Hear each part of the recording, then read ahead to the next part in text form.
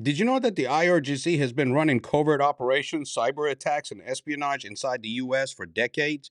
What I'm about to tell you has been happening for a long time, and most Americans have no idea the extent of it. A major investigative piece drawing on interviews with 15 former senior U.S. intelligence and national security officials just pulled back the curtains on something I've been talking about for years. The IRGC has been running active covert operations, cyber campaign, and espionage networks inside the United States on American soil, targeting American universities, federal agencies, and defense technology for a very long time. It goes back to March of 2018, where federal prosecutors in New York unsealed an indictment charging 9 Iranians with running a massive coordinated hacking campaign on behalf of the IRGC. They targeted approximately 50,000 academic email accounts at 144 American universities and successfully compromised around 3,700 of them. The method was sophisticated and, frankly, brilliant in its simplicity.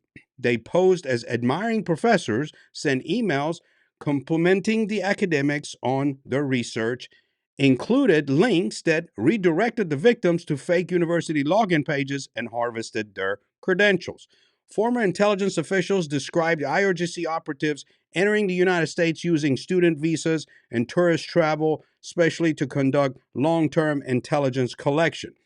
In one documented case around 2015, we're in 2026 now, 2015, U.S. officials identified a professor in L.A. had believed was a Revolutionary Guard operative who had been, and I want you to hear this carefully, planted years and years earlier in a long-term sleeper asset inside American academia. They learned their tactics from the old KGB. This is the IRGC's influence operation playbook. They don't always send people who look like spies or military.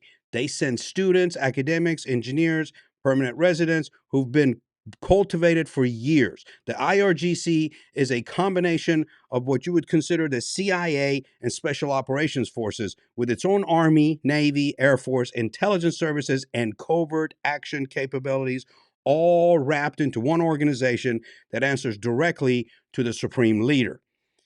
And they've been operating inside our universities, our federal agencies, and our technology sector, while most Americans thought this was a Middle East problem happening somewhere else.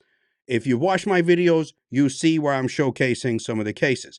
If you want to get deeper on topics like this, understand radicalization, join my newly launched free community called Radicalization Awareness Network through the links in my bio, where you'll find hundreds of videos, have discussions with me included, and find resources to help you understand what is really going on, how radicalization happens, and maybe even save your kids from being recruited as an asset for ISIS, IRGC, 764, anyone.